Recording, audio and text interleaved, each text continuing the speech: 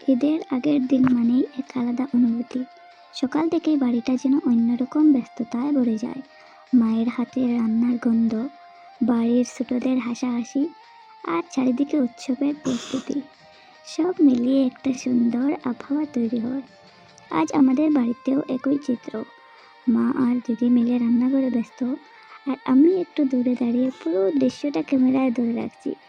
আজকের special item হলো ঘরোয়া সন্দেশ। চালের গুঁড়ি, গুড় মেশানো, রান্নাঘর থেকে বেরিয়ে আসা সন্দেশের গন্ধ, এই সব কিছু মিলিয়ে এক টুকরো ভালোবাসা তৈরি হয়। রান্নাঘরের ভেতর থেকে ভেসে আসছে গরম দুধ আর এলাচের মিষ্টি গন্ধ। মা বলেছে, ধীরে কর, না হলে সন্দেশ ঠিক মতো জমবে না। দিদির মুখে পুরনো দিনের ঈদের গল্প, আর আমি শুধু বলে, এই মুহূর্তগুলোই আসলে সবচেয়ে দামি। কিছুক্ষণ পর দেখা গেল সাদা নরম সন্দেশগুলো একটার পর একটা থালায় সাজানো হচ্ছে। দেখতে যতটা সহজ, বানাতেও ঠিক ততটাই যত্ন লাগে। প্রতিটা সন্দেশ যেন ভালোবাসা দিয়ে তৈরি, এক টুকরো স্মৃতি।